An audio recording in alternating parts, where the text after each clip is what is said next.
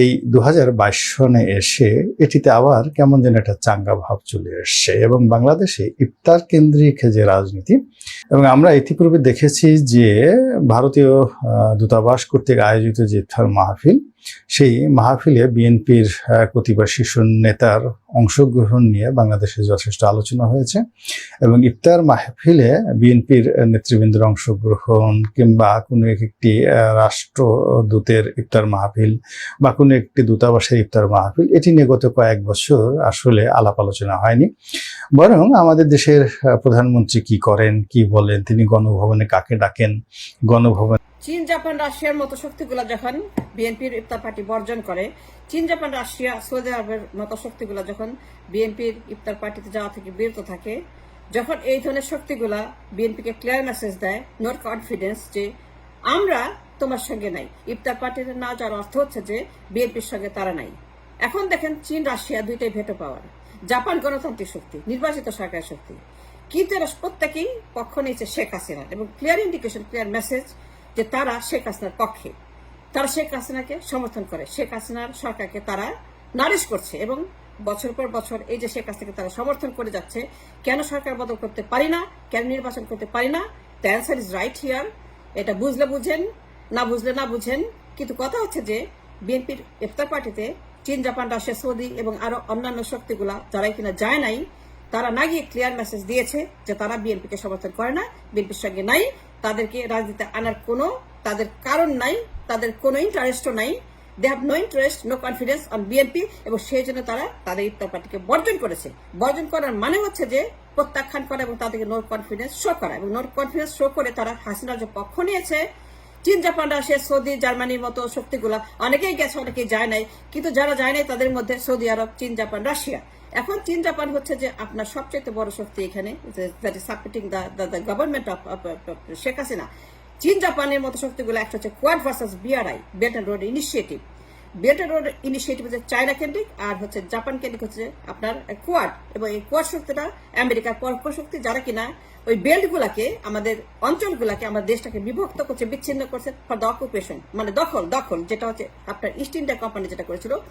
এখন east India কোম্পানির সাথে কিভাবে মিল রয়েছে এখানে, আসলে বিষয়টা অত সহজ নয়। আপনার বিএনপির ইফতার পার্টিতে চীন, জাপান, রাশিয়া, সৌদি কেন যায় নাই? এখানে যে সমস্ত পার্টিগুলো আছে যারা চেঞ্জ মেকার, তারা কিন্তু যায় নাই।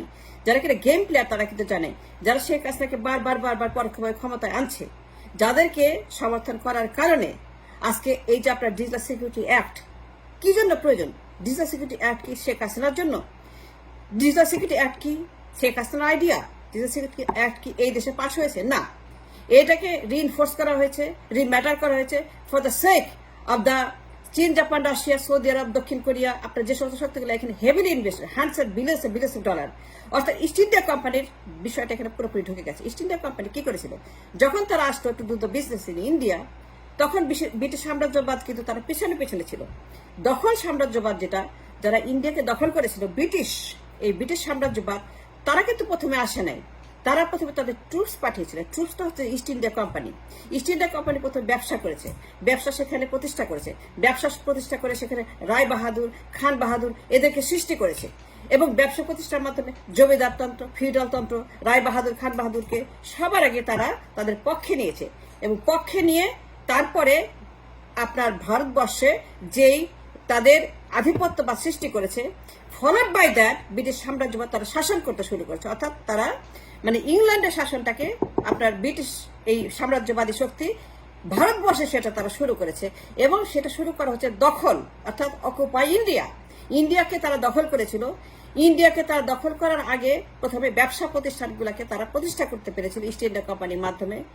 ইন্ডিয়াতে তাদের সাম্রাজ্যবাদ এক্সিকিউশন করার আগে, সবার আগে ইস্ট ইন্ডিয়া কোম্পানিকে তারা পাঠিয়েছিল to do the business, to occupy the land in the name of the business. প্রথমে হচ্ছে যে আপনি মানুষকে বিভ্রান্ত করবেন ব্যবসা দিয়ে প্রথমে আপনার দখল করার জায়গাটাকে প্রতিষ্ঠা করবেন, নিশ্চয়তা আপনার সেখানে থাকবে। যারা রায় বাহাদুর, খান বাহাদুর, তারাই আপনাকে নিশ্চয়তা দেবে এবং তাদেরকে আপনার পক্ষে রাখার জন্য যেই পরিমাণ টাকা প্রয়োজন, আপনার hundreds and millions billions of dollar, সেগুলো তারা ছড়িয়ে ছিটিয়ে সেখানে ফিউডাল তন্ত্র সৃষ্টি করেছে, জমিদার তন্ত্র সৃষ্টি করেছে।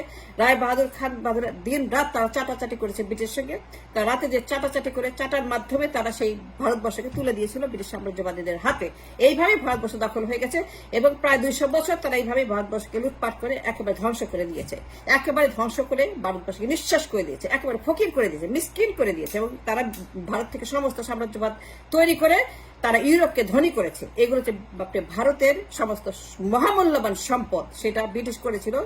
আপনার ব্রিটিশ দখল করার আগে তারা ইস্ট ইন্ডিয়া কোম্পানিকে পাঠিয়েছিল অ্যাজ এ প্রিকার্সার, অর্থাৎ আমি দখল করবো তার আগে তুমি গিয়ে সেখানে ব্যবসার একটা বুনিয়াদ সৃষ্টি করো, ব্যবসার একটা জাল সৃষ্টি, নেটওয়ার্ক সৃষ্টি করো, নেটওয়ার্কের মাধ্যমে উন্নতির কথা বলে তুমি উন্নতি করবা। এখানে ব্যাংক বানাবা, ওইখানে রাস্তা বানাবা, ওখানে বন্দর বানাবা, ওখানে হাইওয়ে বানাবা, ওখানে এলিভেটেড এক্সপ্রেসওয়ে বানাবা, ওখানে সাবওয়ে বানাবা, সমস্ত ব্রিটিশের তৈরি। আপনি যত উন্নতি দেখেন ভারতবর্ষে 90% স্টিজ মেড বাই দ্য ব্রিটিশ। উন্নতি করে ভরে ফেলবা, উন্নতি করে এমন একটা পরিস্থিতি সৃষ্টি করবা যেন মানুষ বুঝে উন্নতির জন্যই ব্রিটিশকে রাখতে হবে। সেই জন্য ইস্ট ইন্ডিয়া কোম্পানি প্রথমে এসে তারা তাদের সম্পদ সেখানে ইনভেস্ট করে they created the situation for the British to come and set up their empire and দখল, ভারতবর্ষকে দখল করা।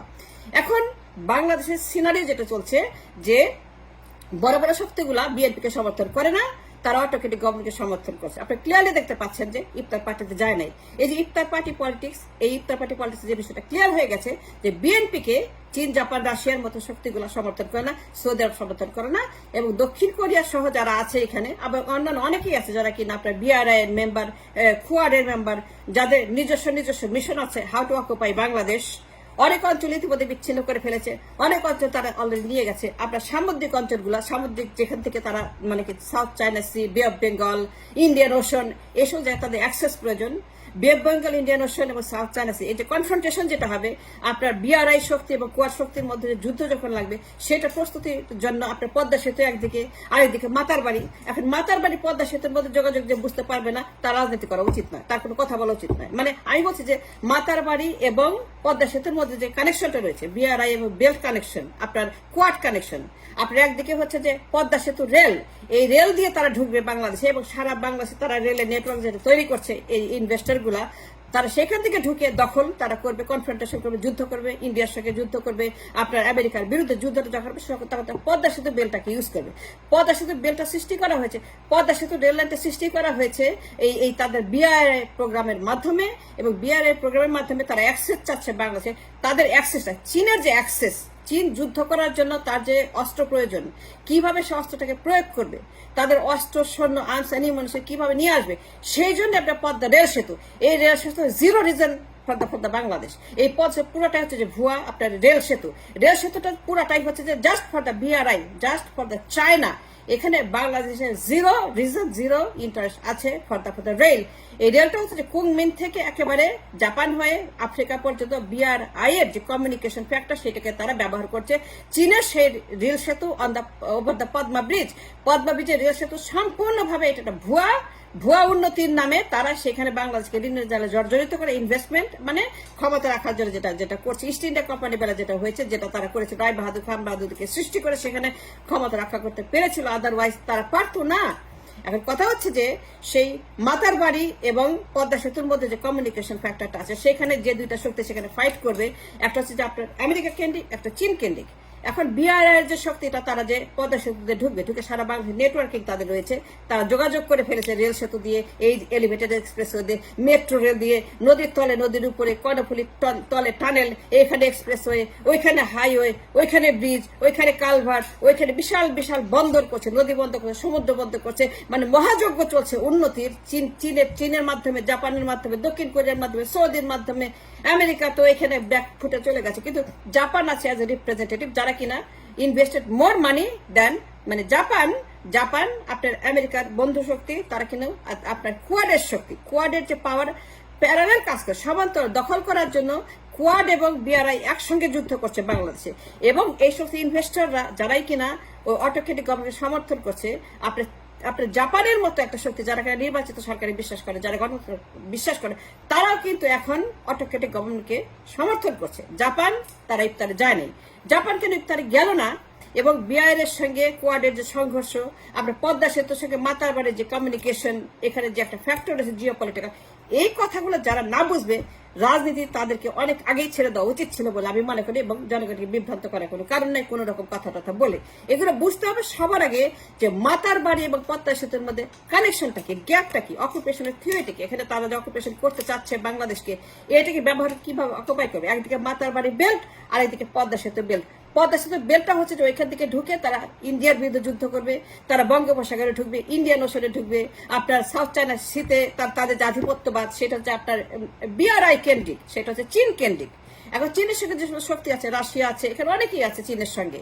কিন্তু কথা হচ্ছে যে এই যে বাংলাদেশের দখল করার যে পরিকল্পনা, তার আগে আপনার বিজনেস নেটওয়ার্কিং মানে হচ্ছে যে আপনার মাতারবাড়িতে যা হচ্ছে, চিটাগাঙে যা হচ্ছে, কক্সবাজারে যা হচ্ছে, সারা বাংলাদেশ তছনছ করে ফেলেছে উন্নতির নামে, সারা বাংলাদেশ প্রকল্প তছনছ করে ফেলেছে, সারা বাংলাদেশ একদম মেগা উন্নতির নামে তছনছ করে ফেলেছে। এই কাজটাই কিন্তু করেছিল আপনার east India company. Exactly same thing east India company did. এখন থেকে প্রায় 200-300 বছর আগে আপনারা জানেন যে ইস্ট ইন্ডিয়া কোম্পানি এসে প্রথমে কিন্তু তাদের বিজনেস নেটওয়ার্ক সেট আপ করেছিল before the British came and occupied India. এখন ব্রিটিশ তাদেরকে পাঠিয়েছিল উইথ এ মিশন যে উন্নতির নামে, প্রকল্পের নামে পুরো ইন্ডিয়াকে তোমরা উন্নত করে দাও, এখানে ব্যাংক বানাও, এলিভেটেড এক্সপ্রেসওয়ে বানাও, সেতু বানাও, যত কিছু দেখবেন উন্নতি সবকিছু হচ্ছে যে আপনার majority of them is done by the British long time ago. এবং এটার উদ্দেশ্য ছিল যে চিরদিনের জন্য ভারতবর্ষকে তারা তারা তাদের দখলে রাখবে, তাদের দখলে রাখার জন্য। কিন্তু কথা হচ্ছে যে ইস্ট ইন্ডিয়া কোম্পানির ভূমিকাটা এখন কে পালন করছে? ইস্ট ইন্ডিয়া কোম্পানির রিপ্রেজেন্টেটিভ কারা বাংলাদেশে, কারা নতুন ব্রিটিশ? এই নতুন ব্রিটিশ হচ্ছে জাপান, চীন, রাশিয়া, সৌদি, দক্ষিণ কোরিয়া, অনেক দেশ আছে যারা কিনা বেল্ট কেন্দ্রিক, যারা বিআরআই কেন্দ্রিক। তারা বাংলাদেশ দখল করার জন্য পক্ষ নিয়েছে মাতারবাড়ি ভার্সাস। মাতারবাড়িতে রাজত্ব করছে জাপান, দক্ষিণ কোরিয়া।